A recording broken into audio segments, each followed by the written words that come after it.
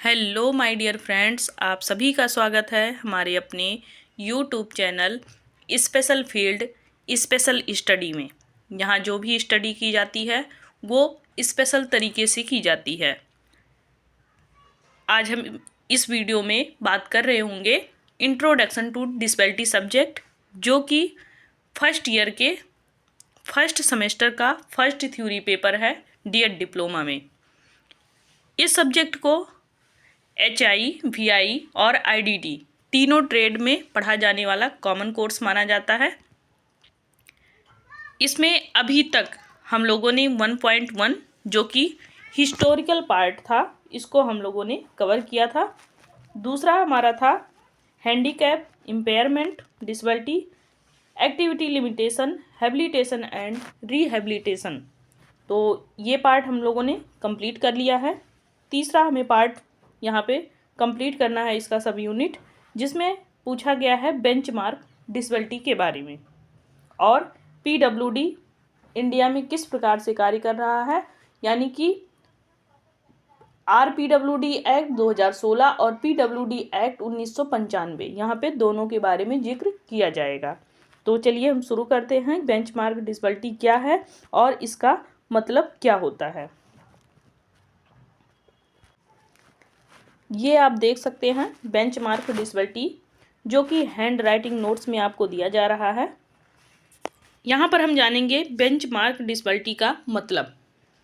सबसे पहले मैं आप लोगों को ये क्लियर कर दूं, जो डिसेबिलिटी होती है वो यदि 40% से कम है तो वो डिसेबिलिटी क्राइटेरिया में नहीं आता है। यही यहाँ पे डिस्कस किया जाएगा। तो बेंचमार्क डिसेबिलिटी वह होती है जो व्यक्ति दिव्यांगता कम से कम 40% या इससे ऊपर यदि उसमें दिव्यांगता देखी जा रही है तो वो व्यक्ति दिव्यांग की कैटेगरी में आएगा या बेंचमार्क की डिसेबिलिटी की क्राइटेरिया में वो वहाँ पर रखा जाएगा।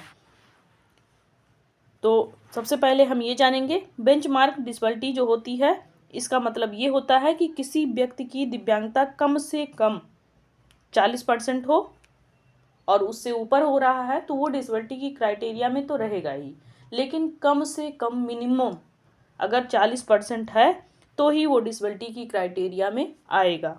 और वो भी किस लेवल में? बेंचमार्क डिसेबिलिटी क्राइटेरिया में। इसी को बेंचमार्क डिसेबिलिटी कहते हैं और पर्सन्स विथ बेंचमार्क डिसेबिलिटी भी इसको कहा जा सकता है। इसी को बेंचमार्क डिसेबिलिटी या फिर इसी को पर्सन विथ बेंचमार्क डिसेबिलिटी, यानी कि व्यक्ति किस क्राइटेरिया में है? बेंचमार्क डिसेबिलिटी की क्राइटेरिया में है, तब उसको वहाँ पर बेंचमार्क डिसेबिलिटी में रखा जाएगा।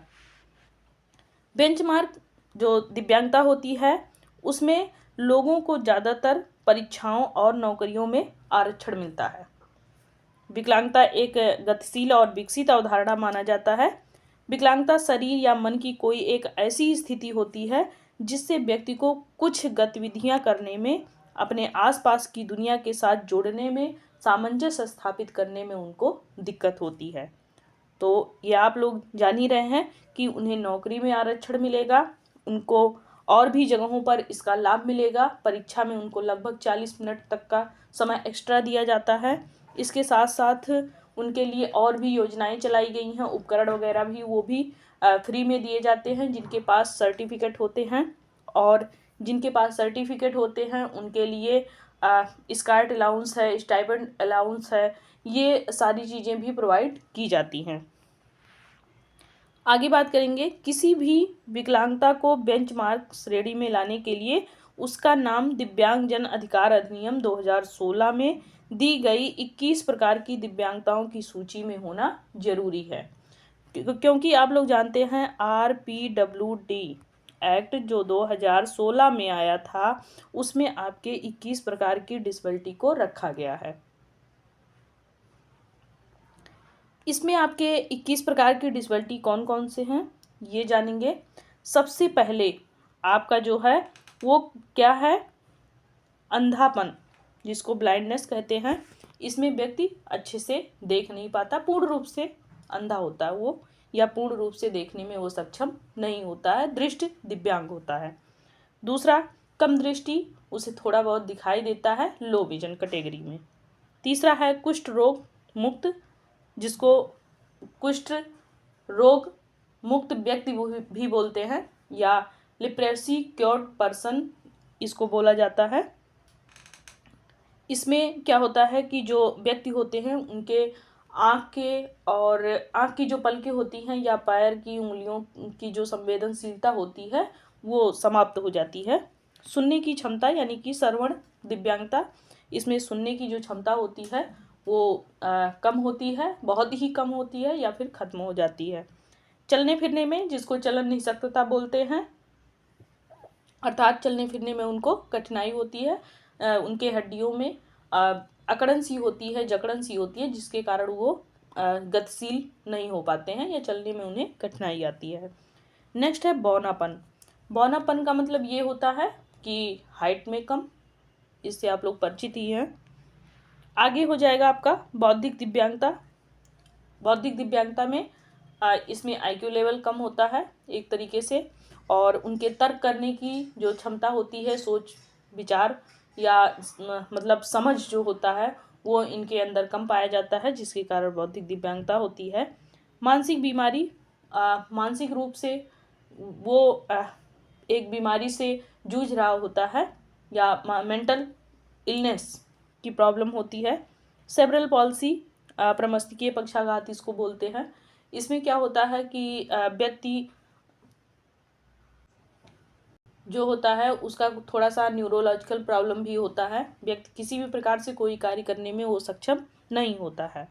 ऑटिज्म स्पेक्ट्रम डिसऑर्डर, ऑटिज्म, इसमें बच्चे स्वयं में ही लीन होते हैं, इसीलिए इसको स्वालीन भी बोलते हैं। मस्कुलर डिस्ट्रॉफी, इसमें मांसपेशीय क्षरण होता है, मांसपेशियां इसमें क्षति होती रहती हैं। क्रोनिक न्यूरोलॉजिकल स्थितियां, न्यूरोलॉजिकल प्रॉब्लम होता है, सूचनाओं का आदान प्रदान नहीं हो पाता है। विशिष्ट सीखने की क्षमता यानी कि SLD, जिसको सीखने में प्रॉब्लम होता है, अर्थात अधिगम क्षमता। अगला है मल्टीपल स्क्लेरोसिस। मल्टीपल स्क्लेरोसिस का मतलब ये होता है कि यहाँ विभिन्न प्रकार की मांसपेशियां जो क्षरण पाए जाते हैं, या कह लीजिए कि ये भी एक प्रकार से दिव्यांगता की श्रेणी में आता है। नेक्स्ट है बोलने और भाषा संबंधी अक्षमता। आप जान ही रहे हैं, बोलने में यहाँ पे कठिनाई होगी, भाषा की समझ नहीं हो पाएगी, भाषा डेवलप नहीं हो पाएगा। थाइसलेमिया एक प्रकार से ये भी बीमारी के रूप में है जो कि दिव्यांगता की श्रेणी में आ चुका है। हीमोफीलिया, और इसमें ब्लड से रिलेटेड यहाँ पे कमी पाई जाती है, उसमें यदि कट जाता है किसी भी प्रकार से तो फिर ब्लड बहता ही रहता है, उसका सर्कुलेशन बंद नहीं होता, रक्त का थक्का जो होता है वो जमने में यहाँ पे दिक्कत देखी जाती है। स्केल सेल डिजीज, यहाँ पर आप जान ही रहे हैं इसको। बहरापन, अंधापन सहित कई दिव्यांगताएं जैसे कि मल्टीपल डिसेबिलिटी, जिसमें बच्चे को सुनने में भी प्रॉब्लम, देखने में भी प्रॉब्लम, चलने में भी प्रॉब्लम हो, तो इस प्रकार से कई बीमारी एक साथ हो, कई दिव्यांगता एक साथ हो। एसिड अटैक आप जान ही रहे हैं, इससे भी परिचित है। पार्किंसंस रोग, इसके बारे में भी आप लोगों को आगे देखने को मिलेगा। आगे बात करेंगे बेंचमार्क, जो दिव्यांग व्यक्ति के लिए विशेष प्रावधान क्या क्या होते हैं। तो सबसे पहले बेंचमार्क जो दिव्यांगता होती है, इसमें बच्चों को 18 साल की उम्र तक निःशुल्क शिक्षा का प्रावधान दिया गया है। 18 साल तक ये बच्चे वहाँ पर निःशुल्क पढ़ाई कर सकते हैं। आगे है सरकारी और सरकार से सहायता पाने वाली जो उच्च शिक्षा संस्थाओं में बेंचमार्क जो डिसेबिलिटी वाले बच्चे होते हैं या लोग होते हैं, उनके लिए कम से कम 5 सीटें आरक्षित की जाती हैं। बेंचमार्क विकलांगता वाले जो व्यक्ति होते हैं उनकी योग्यता परीक्षा और प्रवेश परीक्षा में 5% की छूट होती है। दिव्यांगजनों को वित्तीय सहायता के लिए राष्ट्रीय और राज्य निधि का गठन भी यहाँ पे किया गया है। आगे बात करेंगे तो विकलांग व्यक्तियों के लिए रोजगार के लिए विशेष योजनाएं और विकास का जो कार्यक्रम है ये भी चालू किया गया है। निजी क्षेत्र के नियोक्ताओं को यहाँ पे प्रोत्साहित किया जाता है ताकि ये बच्चे इसमें शामिल हो सके। आगे हम बात करेंगे निःशक्त जन अधिकार अधिनियम 1995 यानी कि PWD एक्ट 1995 के बारे में। ये क्या कहता है कि निःशक्त जन अधिकार अधिनियम जो है वो एशिया और प्रशांत क्षेत्र संबंधी जो आर्थिक और सामाजिक योग द्वारा निःशक्त व्यक्तियों की एशियाई और प्रशांत क्षेत्र शताब्दी 1993 से 2002 को आरंभ करने के लिए 1 दिसंबर से 5 दिसंबर 1992 को पेंचिंग में बुलाए गए एक अधिवेशन में एशियाई और प्रशांत क्षेत्र में निःशक्त व्यक्तियों की पूर्ण भागीदारी और उनकी समानता को वहाँ पर दर्शाने के लिए वहाँ पर उद्घोषणा की गई थी और उनको उसमें शामिल किया गया था। इसके पश्चात ही यानी कि इसके बाद ही ये फिर अस्तित्व में आया था। संसद के दोनों सदन मिलकर के, जिसमें लोकसभा और राज्यसभा दोनों सदन मिलकर के 12 दिसंबर 1995 को और उसके बाद संसद के दोनों सदन द्वारा, जिसमें सबसे पहले लोकसभा में 12 दिसंबर 1995 को लागू किया गया और राज्यसभा में वही 22 दिसंबर 1995 को इसको लागू किया गया था, वहाँ से पारित किया गया था। ये अधिनियम 7 फरवरी 1946 को लागू किया गया था। इसमें 14 अध्याय हैं, जिन अध्यायों को आप देख सकते हैं। नंबर 1 है प्रारंभिक। प्रारंभिक क्या होता है? इसमें मुख्यतया दिव्यांगताओं के प्रकार और उनकी परिभाषाओं की चर्चा की गई है और इसमें निःशक्त जन के नियोजन, पुनर्वास और रोजगार संबंधी इन सब पे व्याख्या की गई है और इसमें 7 प्रकार की दिव्यांगताओं को जो शामिल किया गया है PWD एक्ट 1995 को, वो आपके प्रारंभिक में ही यहाँ पे शामिल होता है। जिसमें आपका पहला है दृष्टिबाधित, जो बच्चे ब्लाइंडनेस की कैटेगरी में आते हैं, अल्प दृष्टिबाधित लो विजन और कुष्ठ रोग मुक्त पर्सन यानी कि लेप्रेसी क्योर्ड पर्सन। उसके बाद आपका है श्रवण बाधित, हियरिंग इम्पेयरमेंट, चलन निःशक्तता यानी कि लोकोमोटर डिसबिलिटी, मानसिक मंदता मेंटल रिटार्डेशन और मानसिक रुग्णता का मतलब ये होता है मानसिक मेंटल इलनेस। आगे बात करेंगे दूसरे अध्याय की, तो ये केंद्रीय समन्वय समिति है। इसमें क्या कहा गया है कि केंद्र सरकार द्वारा एक केंद्रीय समन्वय समिति का यहाँ पे गठन होगा, जो इस अधिनियम के अंतर्गत दी गई शक्तियों की सहायता से अधिनियम की शर्तों व प्रावधानों का पालन करने का कार्य करेगी। यानी कि जो भी नियम अधिनियम उसमें बनाए जाएंगे, जो प्रावधान रखे जाएंगे, वो सभी नियमों का ये पालन करेगी। केंद्रीय सरकार के कल्याण विभाग का मंत्री इस समिति का अध्यक्ष होगा और केंद्रीय सरकार के कल्याण विभाग का राज्य मंत्री उपाध्यक्ष बनाया जाएगा। इसमें इस समिति में 23 सदस्य होते हैं और कार्यकारी समिति हर तीसरे माह बैठक बुलाएगी और इसमें 5 व्यक्ति जो होंगे वो निःशक्त जो होंगे यानी कि जो दिव्यांग होंगे वो इसमें शामिल किए जाएंगे। अगला चैप्टर है राज्य समन्वय समिति। इसमें क्या पूछा गया है कि प्रत्येक जो राज्य होगा एक राज्य समन्वय समिति का गठन करेगा, जो इस कानून के तहत अधिकारों के अनुसार कार्य करेगा। राज्य के समाज कल्याण मंत्री, विकलांग कल्याण मंत्री इस समिति के अध्यक्ष होंगे और इसकी जो बैठक होगी वो 6 महीने पर होती रहेगी। अगला है चौथा अध्याय। इसमें क्या कहा गया है कि निःशक्तता का जो निर्धारण होगा वो यहाँ पे कैसे होगा और शीघ्र हस्तक्षेप कैसे होगा। तो निःशक्तता का निर्धारण एवं शीघ्र हस्तक्षेप, इसमें क्या कहा गया है कि जो दिव्यांगता के रोकथाम के विभिन्न तरीकों को यहाँ पे प्रोत्साहित किया जाएगा। स्वास्थ्य सुरक्षा साफ सफाई के प्रति जन जागरण कार्यक्रम का भी आयोजन किया जाएगा।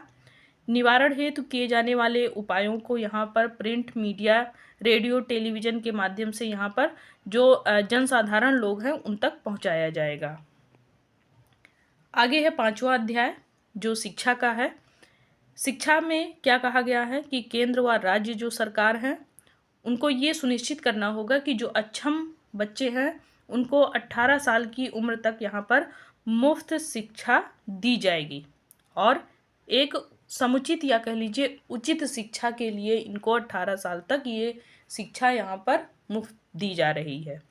सरकार अक्षम बच्चों को परिवहन की भी सुविधा और छात्रवृत्ति भी यहाँ पे उपलब्ध कराएगी।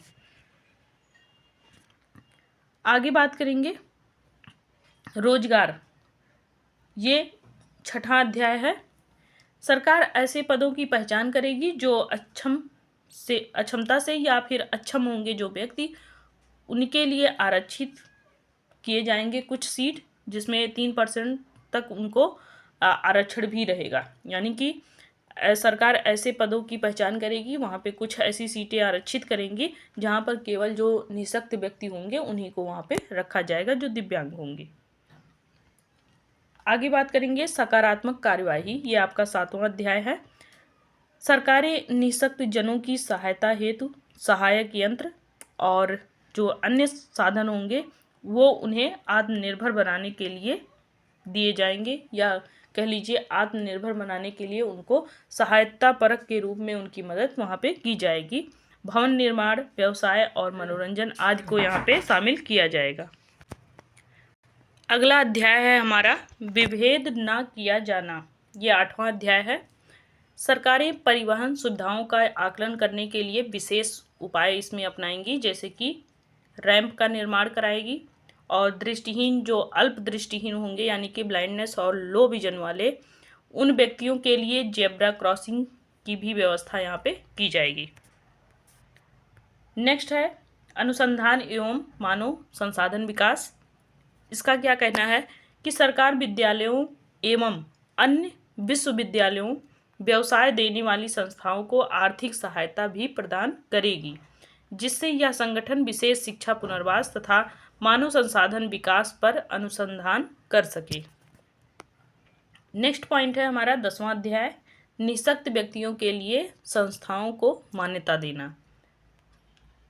ऐसे व्यक्ति या संस्थाएं जो अक्षम व्यक्ति के लिए कार्य कर रहे होंगे उनको इस विधेयक के अंतर्गत वहाँ पर आवेदन करना होगा, जिसके लिए ये जो संस्थाएं जो खोल रहे होंगे निःशक्त व्यक्तियों के लिए, दिव्यांगजनों के लिए, तब उनको वहाँ पर मान्यता दी जाएगी यदि वो आवेदन करेंगे तब। अगला है कि गंभीर रूप से निःशक्त व्यक्तियों हेतु और क्या किया जाएगा, तो प्रत्येक सरकार गंभीर रूप से जो निःशक्त व्यक्ति होंगे उनके लिए संस्थाओं का भी संचालन करेगी। निःशक्त व्यक्तियों के लिए मुख्य आयुक्त, अध्याय 12, इसमें केंद्र सरकार को विधेयक लागू करने के लिए एक मुख्य आयुक्त नियुक्त करना होगा, जिससे जो निःशक्त व्यक्ति हैं उनको और सहायता मिल सके। हमारा अध्याय 13 है सामाजिक सुरक्षा। तो निःशक्त व्यक्तियों के लिए जो सरकार है वो सरकारें या गैर सरकारी संस्थाओं, जो मतलब सरकारी या गैर सरकारी जो संस्थाएं होंगी या फिर जो संगठन होंगे या वित्त सहायता जो उपलब्ध करा सकती है, ऐसे निःशक्त जो विशेष रोजगार कार्यक्रम में 2 वर्ष की अवधि से अधिक समय में पंजीकृत है उनके लिए बीमा योजना का भी संचालन करेगी। और अगला अध्याय है हमारा जो कि लास्ट है 14 अध्याय, जो अन्य है। इसमें अन्य कार्य के रूप में क्या होगा कि निःशक्त जनों हेतु उपलब्ध सुविधाओं का उपयोग यदि कोई छल पूर्वक करता है या उपभोग करने का प्रयास भी करता है तो उसको 2 वर्ष का कारावास और 20,000 रुपये तक जुर्माना देना पड़ेगा। अब हम बात करेंगे RPWD एक्ट 2016। 2016 में क्या हुआ, तो 2016 में भारतीय संसद ने विकलांग व्यक्तियों के अधिकार के लिए एक अधिनियम पारित किया उसमें, और इसे लागू करने के लिए दिव्यांग व्यक्तियों के अधिकारों पर संयुक्त राष्ट्र कन्वेंशन पारित किया था। इस अधिनियम ने 1995 के जो दिव्यांग व्यक्ति अधिनियम का स्थान लिया, यानी कि जो 7 प्रकार की दिव्यांगताएं 1995 में था वहाँ पर और भी दिव्यांगताएं शामिल हो गईं, और 30 दिसंबर 2016 को ये आपके पारित हो गया, लागू हो गया एक तरीके से। इस अधिनियम का उद्देश्य भारत में दिव्यांग व्यक्तियों को समान अवसर प्रदान करना था। केंद्र सरकार सूची में और भी जो दिव्यांगताएं थी उसको जोड़ सकती है। अभी भी प्रेजेंट टाइम में जो 2016 के अनुसार मानक चल रहा है उसमें आप जानते हैं कि 21 प्रकार की दिव्यांगताएं शामिल हैं, लेकिन भविष्य में ऐसा नहीं है कि अब और कोई दिव्यांगता इसमें शामिल नहीं की जाएगी। अभी भी उसमें और भी दिव्यांगताएं शामिल हो सकती हैं। आगे बात करेंगे विकलांगता का मानदंड का विस्तार। तो जो दिव्यांगता श्रेणी की जो संख्या है वो 7 से बढ़ करके आप जान रहे हैं 21 हो गई है, और केंद्र सरकार के विवेक पर अधिक विकलांगता श्रेणी इसमें और भी जोड़ी जा सकती हैं। अब हम बात करेंगे नंबर 1, जिसको अंधापन या फिर ब्लाइंडनेस बोलते हैं। ये स्थिति क्या होती है कि इसमें अंधापन से तात्पर्य ये होता है जिसमें व्यक्ति की दृष्टि की पूर्ण अनुपस्थिति या फिर कह लीजिए पूरी उसकी स्थिति को यहाँ पर सर्वोत्तम सुधार के साथ में बेहतर आँख में जो दृष्टि तीक्ष्णता होती है वो 3/60 से कम या 10/200 स्नेलन से कम, या फिर दृष्टि क्षेत्र की जो सीमा होती है वो 10 अंश से कम कोण यहाँ पे बनाती है। तो इसका मतलब ये है कि जो इनकी देखने की क्षमता होती है वो चीज़ें ऐसे होती है कि 60 मीटर की दूरी से जो चीज़ें आप देख लेते हैं सामान्य व्यक्ति, वो 3 मीटर की दूरी पर भी जा करके नहीं देख पाता है। वहीं पे जो चीज़ें आप 10 फीट की दूरी से आप 200 फीट की दूरी से देख लेते हैं, वहीं पे ये जो दृष्टि दिव्यांग वाले बालक होते हैं वो 10 फीट की दूरी पर भी जा करके वो चीज़ें नहीं देख पाते हैं। आगे बात करें तो इनका जो देखने की अगल बगल की जो क्षमता होती है, जैसे कि एक सामान्य व्यक्ति जब सीधा एकदम देखता है तो उसके दाईं तरफ और बाईं तरफ कोण बनते हैं, तो वो लगभग 180 अंश के कोण तक देख लेता है। लेकिन वहीं पे जो दृष्टि दिव्यांग बालक होता है वो 10 अंश भी नहीं देख पाता है, 10 अंश का भी कोण नहीं बन पाता है उसका। आगे बात करें कम दृष्टि वाले यानी कि लो विजन। लो विजन में क्या होता है कि इनकी जो दृष्टि तीक्ष्णता होती है वो 6/18 से अधिक या फिर 20/60 से कम या 3/60 या फिर 10/200 तक होती है। ये चीज़ें थोड़ा सा आपके दृष्टि दिव्यांग में भी है। और कम दृष्टि का मतलब ये होता है जब आप कोई चीज़ पहले से नहीं देख पा रहे होते हैं तो फिर आप चश्मे का या कह लीजिए कॉन्टैक्ट लेंसों का प्रयोग करते हैं या फिर अन्य लेंसों का प्रयोग करते हैं, और उसके माध्यम से जब आप देखते हैं तब आपको वो चीज़ें स्पष्ट दिखाई देती है। तो कोई चीज़ जब सुधारक लेंसों के माध्यम से देखा जाता है वहाँ पे, तो वो कम दृष्टि के या लो विजन के क्राइटेरिया में आता है। आगे बात करें कुष्ठ रोग मुक्त व्यक्ति। तो हाथों व पैरों में संवेदना के साथ साथ आँख और पलक की जो संवेदनाएं होती हैं वो खत्म हो जाती हैं और उसमें पक्षाघात होता है, या कह लीजिए कि एक तरीके से वो हानि पाई जाती है। तो इसी विकृति को क्या कहते हैं? कुष्ठ रोग मुक्त या लेप्रेसी क्योर्ड पर्सन। आगे बात करेंगे श्रवण हानि। श्रवण हानि का मतलब ये होता है कि जिनके दोनों कानों की जो वाक आवृत्ति है या सुनने की आवृत्ति होती है वो 60 डेसिबल से 70 डेसिबल तक अगर सुनने की क्षमता में उनके कमी पाई जा रही है तो किसके अंतर्गत आएंगे? वो हेयरिंग इम्पेयरमेंट में। यहाँ पे ये डीबी गलत लिखा हुआ है, इसको लिखने के लिए इस तरीके से लिखा जाता है डीबी, इसको आप सुधार कर लीजिएगा। ये चीज़ें गलत लिखी हुई है, कभी कभी डीबी लिखने का भी वहाँ पे स्वरूप पूछता है तो इस तरीके से लिखा जाता है, ये सही माना जाता है। लोकोमोटर डिसेबिलिटी जिसमें चलने में कठिनाई हो, हड्डियों में जकड़न हो और वो बहुत ज़्यादा कड़े हो जा रहे हैं तो फिर चलने में कठिनाई होती है। बौनापन एक चिकित्सीय या आनुवांशिक स्थिति होती है जिसके परिणाम स्वरूप जो वयस्क की ऊंचाई होती है वो 4 फीट 10 इंच ही रह जाता है या उससे भी कम ही रहता है, या कह लीजिए 147 सेंटीमीटर से कम होता है तो वो फिर मौनापन की स्थिति में जाता है। आगे बात करेंगे बौद्धिक दिव्यांगता।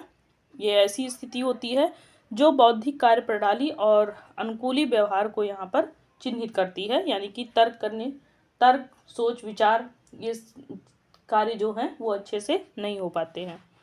मानसिक बीमारी, सोच, मनोदशा, धारणा, स्मृति एक महत्वपूर्ण विकार है जो कि निर्णय लेने, व्यवहार, वास्तविकता को यहाँ पर पहचानने की क्षमता या जीवन की सामान्य जो मांगे होती हैं उसको पूरा करने की क्षमता बुरी तरीके से छीड़ हो जाती है, खत्म हो जाती है या हानि पाई जाती है।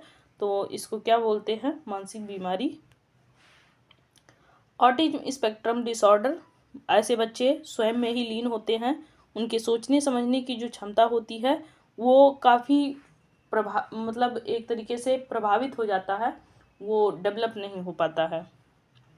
मस्तिष्क पक्षाघात, जिसको सेरेब्रल पॉल्सी बोलते हैं।